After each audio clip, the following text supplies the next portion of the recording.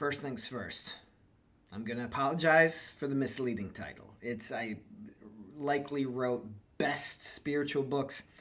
They're not the best books. They're my favorite. I have a stack here. Hold up. This is not all of them. But it's a lot. Honestly, I've read too many. I've read too many of these damn books. So, where to begin? I know this is going to be an honorable mention. It's the Holy Bible. Now, it's a classic. I know this. The Bible's a classic. It's been read by a lot of people. I have read it cover to cover in high school. I was planning to be a priest. I read this from cover to cover. It's not going to make the list because it could use editing. It could use a good editor. It's lengthy at times. Sometimes it's a bit of a slog. There's a lot of good stuff in there, but you gotta sift. There's gold nuggets amongst a lot of dirt clods. There's people say, oh, this is a whole nah. It gets an honorable mention. Good stuff. Jesus's words are great. I like Song of Songs, Psalms, lots of beauty. Numbers though, Jesus, it's just, then God came to Balaam and said, who are these men visiting you? Balak, son of Zippor, king of Moab. It's not thrilling, you know? Not that it has to be. You want to be spiritually lifted, but I like to be engaged. I like my heart activated when I read. This gets a little wordy, so honorable mention. Here, I know another one that's not going to make the list. This is going to upset people. Bhagavad Gita. This probably isn't the best translation. I've read 3 different translations of this, and I wanted to like it. I know people love it, the Mahabharata, this huge, massive epic. It just didn't quite grab me. And that's really all I can say. It didn't ignite this storm of whatever. Just didn't grab me. That's all I can say. All right. Siddhartha, Herman Hesse, if I'm pronouncing that right. This was great. I bought this in India, and I read it cover to cover at the airport. And I loved it because it talks about what I fear is that I would get too involved in spirituality and the minutia, the ascetic nature of, I'm not going to have sex, I'm going to fast, I'm not going to drink, I'm going to exclude these things, but I'm still feeling emptiness. It's hard to put into words. I've only read it once, and I read it again in one sitting, but I loved it. It's saying, what do I recall from it? You're always seeking something. You can try and live the most spiritual life and something's going to be missing, and then you can just say to hell with it and just have sex and drink up and do all this and something's still missing. But is there a thread between those points, those extremes of life that you can learn to balance? Yeah, I like this one. The Book of Secrets by Osho. This one's thick. I like this one. I've taken copious notes. I've gotten through most of it, but I haven't read it in order. This is based, supposedly, off a translation of the Vijnana Bhairava Tantra. A great book written by Bhairava, some call Shiva, to his lover Bhairavi or Parvati. And it's 112 meditations on just life, supposedly 112 ways to reach enlightenment. Will you reach enlightenment from this book? Probably not. But the methods are great. If nothing else, if you I just want a meditation technique and I want to keep it simple, it's good. Osho, controversial figure, also known as Bhagwan Sri Rajneesh, controversial figure. His group, arguably a cult, did some freaky shit. It's a weird thing. His group was weird, but damn, he's a smart dude. And this is just based off of what he spoke. And it's wise. I like it. It's fun. Don't know where it'll be on the list. 4 Agreements. I love simplicity. It's very marketable to just reduce everything to just 4 things. It's like the 5 love languages. Clearly there's more love languages, but it helps your brain to just think of them as 5. Then you have something to talk about.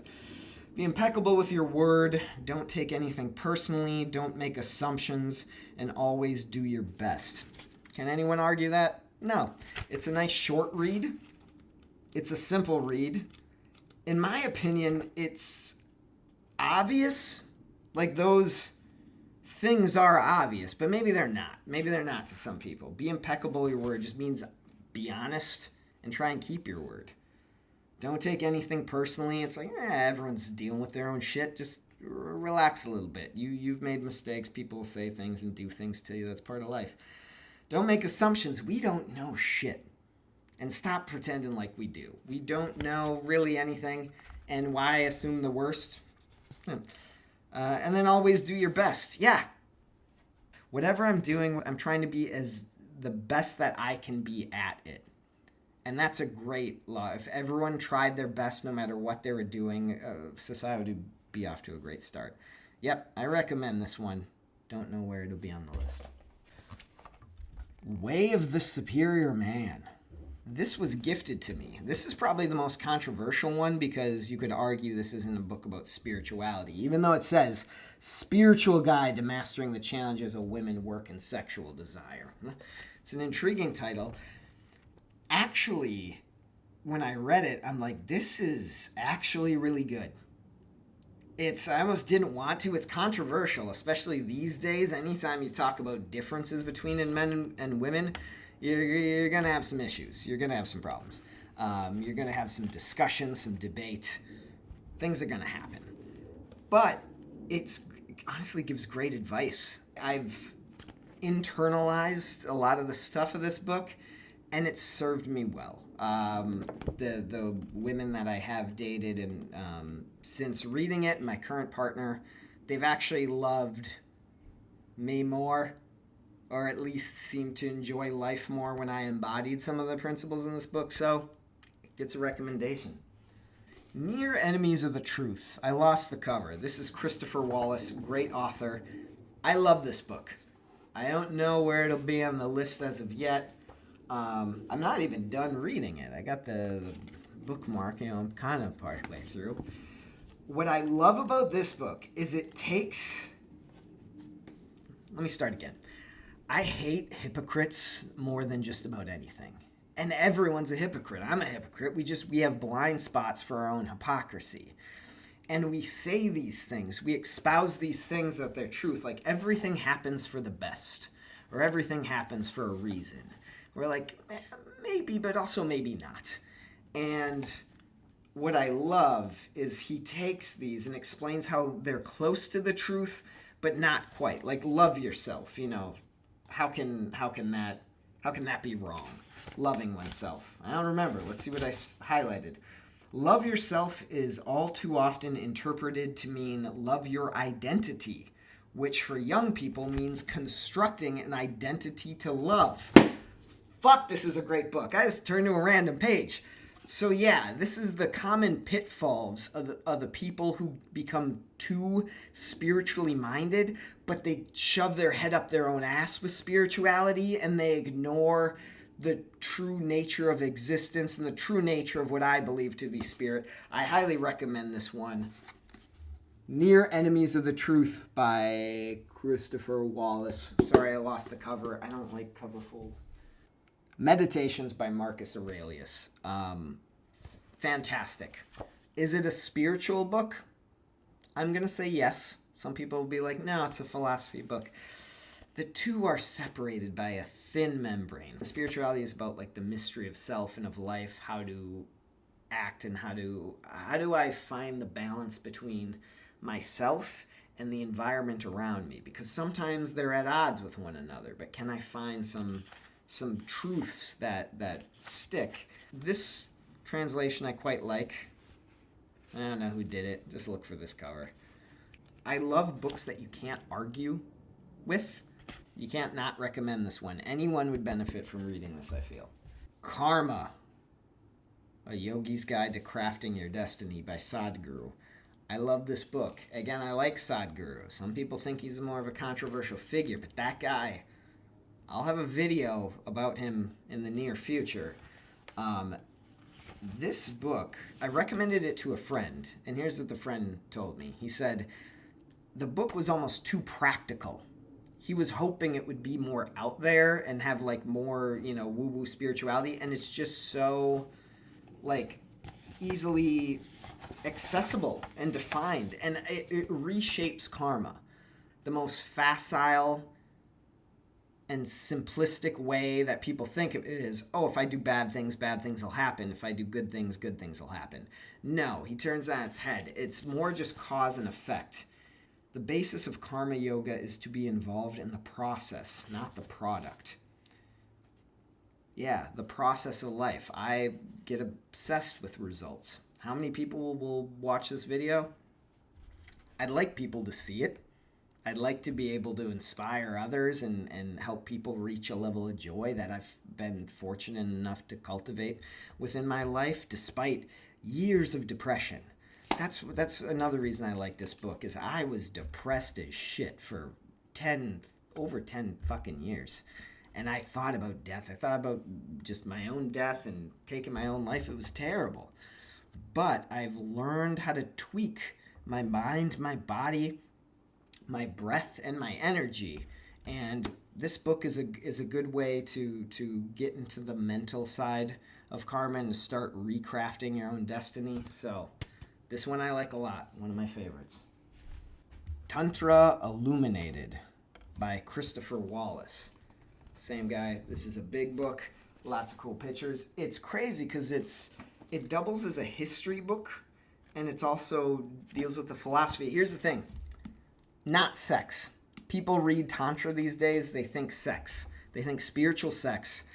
And this is not that. He dispels that immediately. He's like, sex really has nothing to do with authentic Tantra. This is non-dual Shaiva Tantra.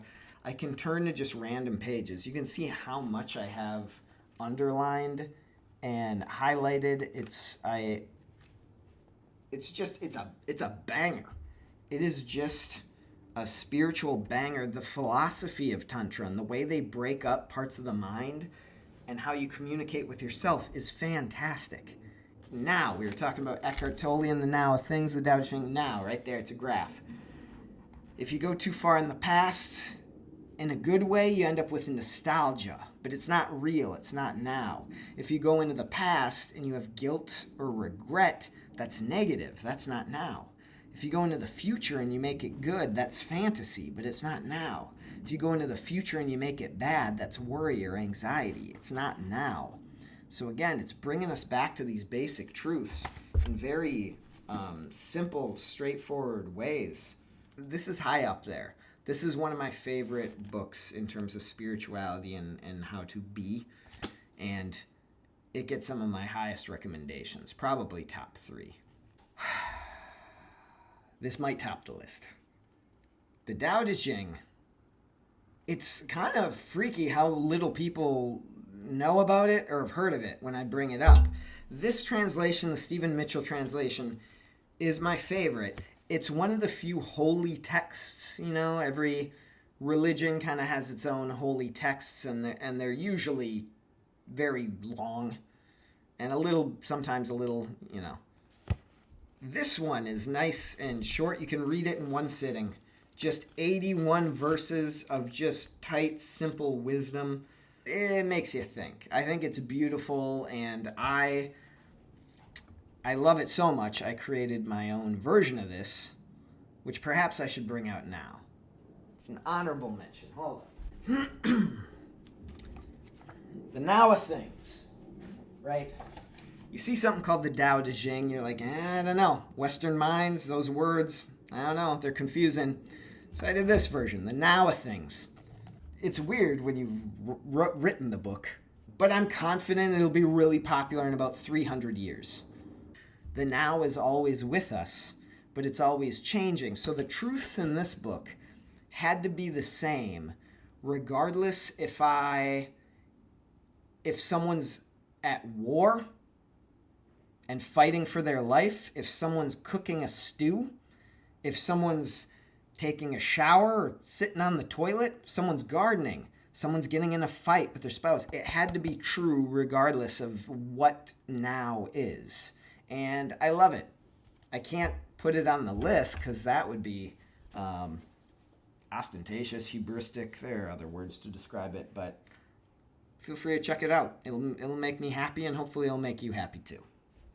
So I filmed the whole video yesterday and realized I forgot my number one book.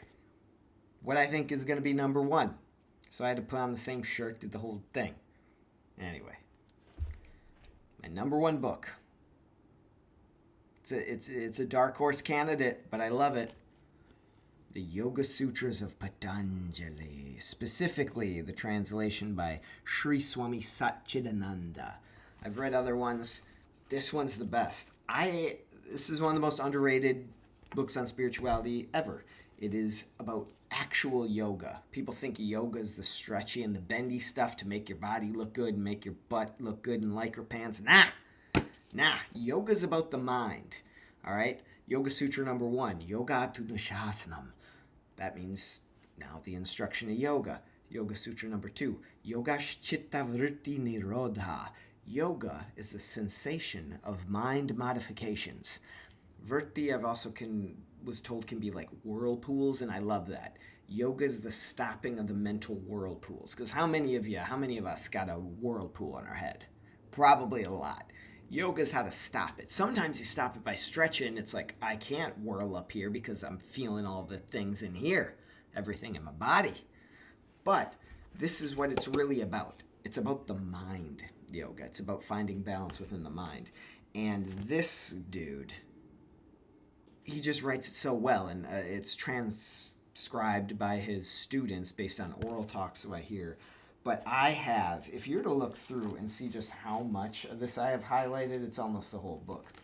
Every time I open this book, I find stuff that I love. There's just too much good stuff. The senses are like a mirror. Turned outward, they reflect the outside. Turned inward, they reflect the pure light. Turned inward, they find peace by taking the form of the mind itself. I'm looking at something. It doesn't matter what I'm looking at. Can I look at that thing with the same inner sense of peace, joy, perhaps even love that I would look upon anything else? Could I see it as an extension of myself? I've internalized a lot of the messages in this book, and I think it could help a lot of people as well, if you're willing to go deep enough. It's an underrated gem. Mwah! I love it. There we go. Number 1, Yoga Sutras of Patanjali. Simple cover, humble cover, great book for those who want to go into deep, authentic yoga. This is not about stretching. This is about calming the mind. This is about clearing the mirror of yourself. So there you have it. Favorite spiritual books? My favorite of all time, what I've probably labeled as the best. They're not the best, they're just my favorites. As of now, this could change in the future, but wanted to share them with you. Hope they're helpful. Until next time, I'm JJ Bitters.